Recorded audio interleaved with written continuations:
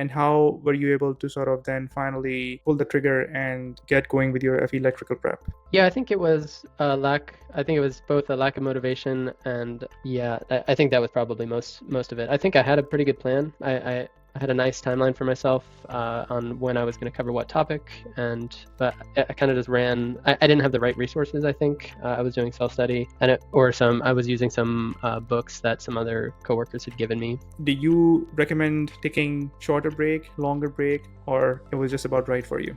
I felt like it was about right for me. I did the PE on Halloween 10/31, and then I had kind of a crazy month of travel for Thanksgiving, and my home is across the US, across the country, so I flew home for like 2 or 3 weeks to visit with family, and it was like a lot of in and out, so I knew I wasn't really going to be able to study, so it ended up working great that I came back home and I signed up for the PE course and I got right into it. Which exam prep and the actual exam is more difficult, FE electrical or PE power? Yeah, I feel like a lot of people have asked me that at work and stuff, and I was gonna say the FE, but the PE was hard. Like it was hard too, just in a more specialized, deep knowledge way.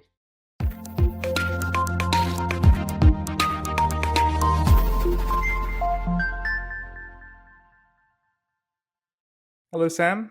Hey, Wasim, How is it going? it's going great. Congratulations, Sam, on getting the FE electrical as well as the PE power almost back to back in first attempts. Wonderful achievement. So, walk me through your FE electrical prep, and actually, maybe even before that, what prompted you to get on to the PE exam preparation or the PE licensing journey? Sure, yeah. It's kind of always been on my mind. I started my career after college in the power industry, so it's been floating around, but I started in the field, so it was a little bit less relevant for me coming out of college. I only had like one or two coworkers that had the PE, and nobody was stamping engineering designs on a regular basis, so I always kind of thought of it as it would be nice to have, but I don't know if I'm really ever going to need or use it. So it was kind of in the back of my mind, but not really something. I mean, the field is very busy and all over the place, so it wasn't really something that I had on a high priority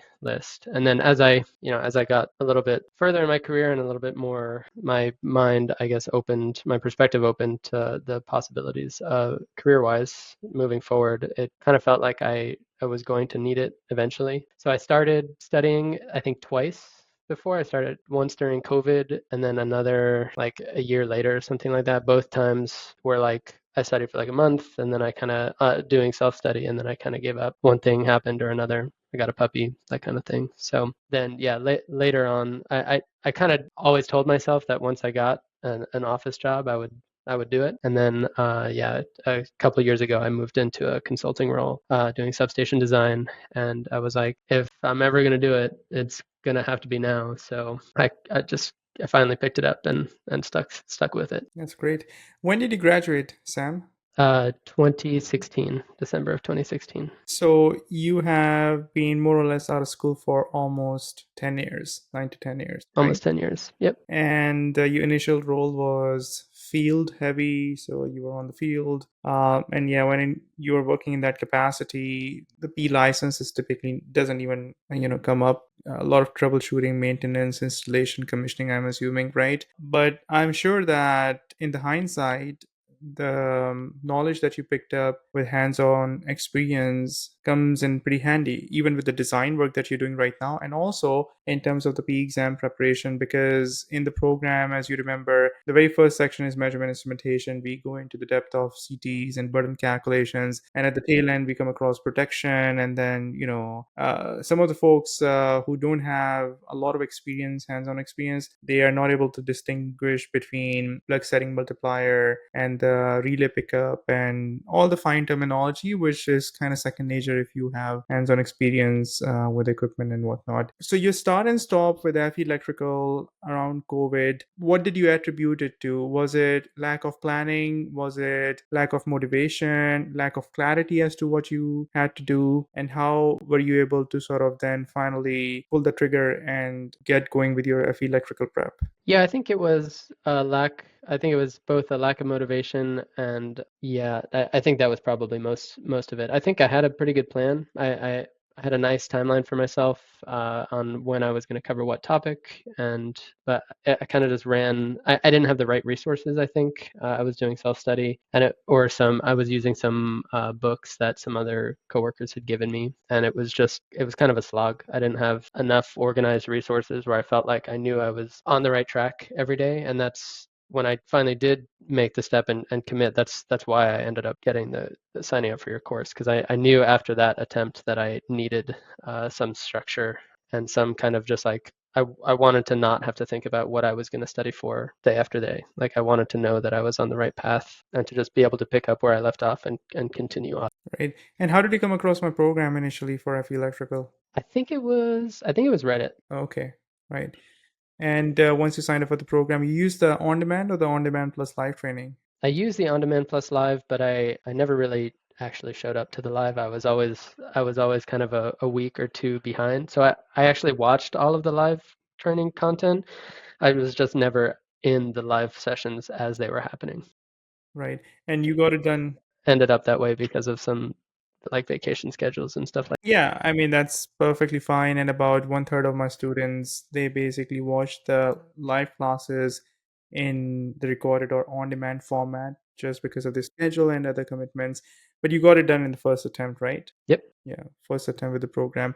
And then how long of a break did you take between your FE and PE? 1 month. 1 month. And then you dived into the PE Power exam preparation. Do you recommend taking shorter break, longer break, or it was just about right for you? I felt like it was about right for me. I did the PE on Halloween 10/31, and then I had kind of a crazy month of travel for Thanksgiving, and my home is across the US, across the country, so I flew home for like 2 or 3 weeks to visit with family, and it was like a lot of in and out. So I knew I wasn't really going to be able to study, so it ended up working great that I could like I came back home and I signed up for the PE course and I got right into it. Right. So you timed it pretty well. Yeah, I think any longer than that, I could see people losing motivation though. Yeah. The whole month, I was like, all right, I'm kind of ready to get going. I know I need to start it up, you know. It's like the break, the necessary break that you have to take in between workouts. So no matter how motivated you are, if you overexert yourself, whether you're doing running, swimming, resistance training, it can be counterproductive and can lead to injury. And in this case, can lead to burnout. So, and everybody's recovery rate is different, and how intense your preparation had been and how busy you were with the rest of your life. Okay, so let's talk about the P power exam preparation. Let me ask you this: which exam prep and the actual exam is more difficult, FE electrical or P power? Yeah, I feel like a lot of people have asked me that at work and stuff, and I really don't have an answer. I feel like they were both difficult for their own in their own way, you know. I honestly, yeah, I don't know. I don't know. Yeah, I was gonna say the FE, but the PE was hard. Like it was hard too, just in a more specialized, deep knowledge way. You know, I felt like the FE was more like I could kind of just bang it out, you know, like it was very surface level and I could like know just enough. And with the PE, I felt like in all the practice that I did, I felt like that wasn't going to fly. And I had to go a little bit deeper on every topic. And that ended up being the case. And how quickly were you able to recognize that switch, that change in mindset, that I will have to go deeper with the PE? It was pretty immediate, and honestly, the first couple months of study with the PE was I ended up I did end up actually getting pretty burnt out. I think partially because of that, because I was kind of overwhelmed on like how much I needed to know instead of just like, okay, I know enough on this topic. There's 16 other ones I can move on to the next one. I think it was kind of coupled with I was transitioning into a new role at work, so I was kind of also learning a lot of new stuff in that roles, and it kind of just coincided in a way that I had to take like 2 or 3 weeks off as a break just to kind of like detox my brain and be able to continue on. Right. If you don't mind, I would like to learn a little bit more about that burnout. How did you manage? How did you, because, and I'm grateful to you for referring others within your network. Folks join the FE program and the P program. And a couple of them have not been able to really complete the program yet because life happened or they fell through the waysides or whatever. Like things came in the path, right? And that's just life. Things don't always go according to plan. So how did you kind of manage that burnout when it started kicking in? How did you recognize it? You mentioned you took a week off and detox, and at the same time, while keeping it fresh in your mind and knowing that I'm not pulling the plug out, this is not going to lead into procrastination or me sort of stepping back. So, what was your approach, your strategy? Because it's very important to sort of deal with it. We are all humans and we all have our limitations and, capacities to handle stress and multiple demands on our time. Yep. Yeah, so I think the first thing was just recognizing it, and it was it kind of it hit me, I guess, like a brick. Like I realized like there was one week I very specifically remember like Sunday night that I just like didn't sleep well at all just from like anxiety, and then a couple days later I had like a couple days in a row of like anxious sleeping nights where I wasn't sleeping well, and I was like, what is going on? This has never really happened to me before. And I was kind of had to reflect and do some self-assessment and say like, oh, okay, this is going on at work, this is going on at home. I really have no time for myself to like not be stressed about something, like I'm moving into this project engineer role and learning all these things that I'm uncomfortable with, and then I'm also at the same time going through this course material on a bunch of stuff that I am also unfamiliar with that I'm trying to like just cram into my brain. So it was like that. So first step, recognizing, and then second step, just coming up with a plan. I feel like kind of the theme for this whole journey is having a plan and actually executing on it, and being able to adjust that plan on the fly is really helpful. So I have a schedule, a really detailed schedule that I built for myself, that I had, XYZ day modules to test day, and then I in my reassessment I was like, okay, how do I adjust this so that I can add 1 week, 2 weeks break and push whatever I need to still make the test happen. So I ended up pushing back my test date by 1 month. It gave me like a huge. It was like I feel like I underestimated how much of a relief that just that 1 month of extra breathing room gave me, and I was able to adjust my schedule to where I could take like 3 weeks on one topic where I had previously budgeted like 1 week. So it wasn't like a break off, I guess. Like but I had it fit into my schedule in such a way that I was working very slowly, I guess. So I didn't, yeah, I was able to disconnect just enough that it gave me the breathing room that I needed, I guess. No, that's really smart and I think very mature and wise of you to basically take a time to assess like what's going on. And again, I'm not a psychologist or psychiatrist or whatever, but what I've typically observed is that, and speaking for myself as well, if you all of a sudden feel that you're not interested in regular routine of your life, and you always have that nagging feeling that you're not doing enough or you're falling behind. I mean, those are the typical signs of burnout, and it Yeah, is real. It yeah, is a real thing. I also realized in kind of that self-assessment was that's a great point. I was feeling like I was constantly behind, and because I've constantly felt behind, I was skipping other parts of my routine that I didn't feel like I had time for, like going to the gym or getting the exercise that I realized I need, So I was skipping those things, which was just compounding on all the other stuff that was not good. So once I got back kind of on the horse, I was like very, very firm in I need to exercise on this day and this day and this day, and I was uncompromising in that, even if it meant I was only studying for 30 minutes that day. I was like, I'll just make it up another day, whatever. But I have to get that workout in or something like that, or I have to hang out with a friend once a week. Like living a normal life.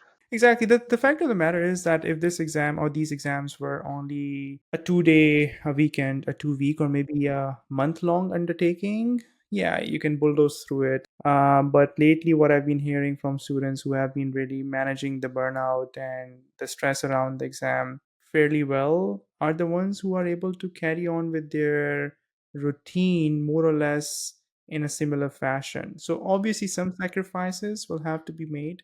The number of hours in your day are not gonna become 48 instead of 24. That remains constant, so you still have to deal with the realities. But recognizing, what is that optimum level of focus that you actually need to make progress, and what helps you get that focus: diet, obviously, social contact, obviously, sleep, and maybe a bit of exercise. And so those inputs have to sort of go in, in order for you to actually, or me or anybody else, to actually be able to sort of move the needle where in whichever project we are focusing our efforts in. So that's good. Thanks a lot for sharing that. Now, in terms of the P Power exam preparation, the coursework, do you regret the overwhelming amount of content that you had to go through in the hindsight? Maybe in the moment you feel like, why is Wasim going through all these derivations? Why are we, deep diving into every single corner and adjacent concept and tangential discussion during the live program with the homework assignments, and that level 3 understanding, which I like to call, which can be overwhelming. I do recognize that, but for an exam like PE Power, I feel that that's absolutely necessary, in my opinion.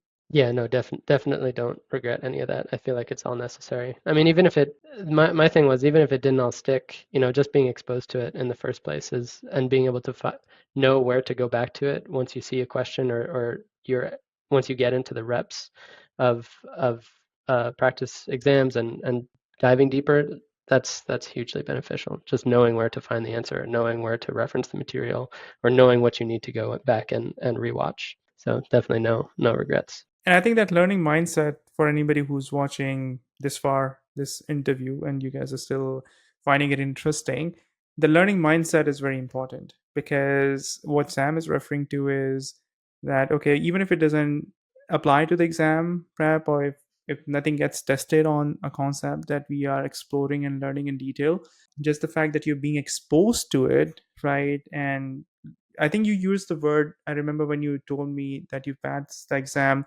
I think you or somebody else recently said that the thought process of, working through an issue, a problem, or a concept, that was extremely helpful. That how you approach something, that is, okay, let's figure it out. How do you figure it out? Like, what is, and the funny thing is, no matter what the concept is, or how difficult or easy it is, that stepwise first principle based approach of learning and figuring things out, it actually holds true across. And you've gone through my FE exam prep, right? FE electrical, and you notice that it's the same through line that is running since we started mathematics, went up to software, and then we started measurement instrumentation and went all the way to protection, right?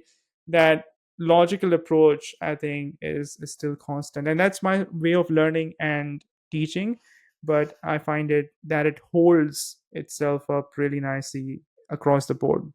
Yeah, I mean, you can. I definitely see it in all of the problems that I did both in prep and on the exam, and it both the ones that I did know how to do and the ones that I didn't. It carried through in both. Just being able to kind of dissect and stop and look at a problem and say, okay, this is what I do know. This maybe I'm not so sure about, but the methodical approach to using the pieces, both sets of those pieces to find an answer is hugely important. Yeah. Right. In the world of philosophy, they have this Socratic method. I'm not sure if you've heard about that, right? Where you basically ask a question and redefine and reframe the question, clarify the question, keep on clarifying question more and more and more, define the terms. Okay, what this term basically means, what that means. Okay, so you frame the question and really crystallize it to the point where the essence, the gist of the issue becomes clear, right? And that more or less is the way that we approach learning new concepts in the program,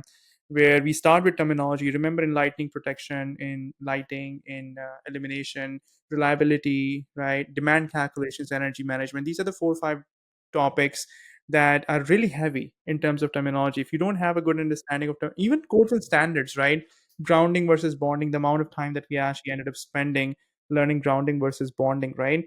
So until and unless you develop that vocabulary, right, that lingo, you won't really be, you might be talking about different thing, and I might be talking about different thing, and we'll be talking past each other, right? So that's why that emphasis is very important. Yeah, and going as deep as you do in the course, I feel like really helps solidify it to the point where you can just see something and recognize exactly what the topic is that is being referenced. And I think that when you're on a timed test with so much material, it's hugely important. I think that goes for both tests, really. Yeah, and again, if that is those are the curveballs terminology, and rightly so, if they are using, right, or if anybody's testing your knowledge, and you're not even able to use the refined word. And this is not to look smart or anything, it's just that it showcases the depth of your understanding, right? Are you able to make a distinction between what is a climate and what is a weather, right? So those type of things, right?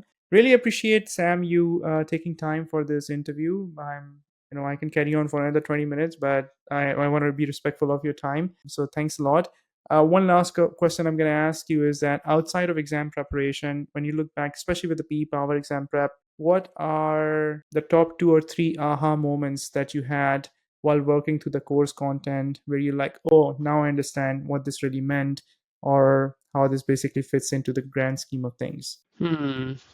I know I had a couple of those with reactive power compensation. I feel like that was always a topic where it was like it felt easy to me, but I could never like just get it offhand. And I feel like the first time I did, like I just worked through a problem, I was like, I know exactly how to do this. It was really like a wow, cool. Like it really clicked, which felt awesome. Yeah, the power factor correction and the capacitor, the compensation part of it.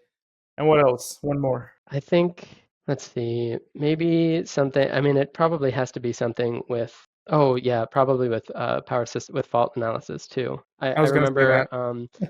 yeah, I actually took, I'm in consulting and I do substation design, but not power system studies or anything like that. And we had like a little mentorship program last year sometime with our protection engineer, our like senior protection engineer in our office, and we went through like a super fundamental like how to set a relay course and talked about symmetrical components and stuff like that. And this was before I started the PE or FE prep. And I remember talking to him a couple times as I'm going through the PE prep and talking to him about what I'm learning. And then I finally get to the fault analysis section and I go through it and I'm like, wow. And I finally get to the point where I understand symmetrical components and how and like kind of how to work it and how they incorporate into fault analysis. And I remember going to him and being like, "This is what we were talking about last year. This is actually not that actually not that hard. It's not as hard as it felt when we were going through it last year." So that was definitely a clicking moment. That was pretty exciting and relevant to stuff that I have seen at work, which is always fun. Yeah, thanks so for the feedback. And symmetrical components and fault analysis indeed are some of those topics where students go out of their way, send me an email and be like, Wasim, I've done graduate studies in power systems engineering. I've come across this a couple of times, but this is the first time it's clicking. So I think the way that you're describing it with that depth and richness, I think it clearly indicates that you were looking at this exam, whether consciously or unconscious, subconsciously, more than just a means to basically get your license. You were thoroughly enjoying that learning process. And I think incorporating that in your routine is something that can make the entire journey a lot more easier, or should I say fun as well. Okay, that's what I, especially in P Power exam prep, that's what I tell my students to basically adopt the mindset, because it becomes a lot easier and fun. Yeah, definitely changes the year that you're studying when you're not suffering the whole time. So Exactly. Because it's a definitely, long time, like six yeah, months at least for each one of these exams. Yeah. An yeah, year long of suffering would just be too much, right? yeah, yeah. Um, Thanks, Wasim. yeah. Awesome. Thanks a lot. Bye. Yeah. If you're new to this channel, please consider subscribing. On a weekly basis, I'm creating content for FE Electrical and P Power exam preparation. I also discuss topics related to electrical engineering with a focus on power systems engineering. If you'd like to learn more about my FE Electrical and P Power exam preparation programs, please visit my website, studyforfe.com.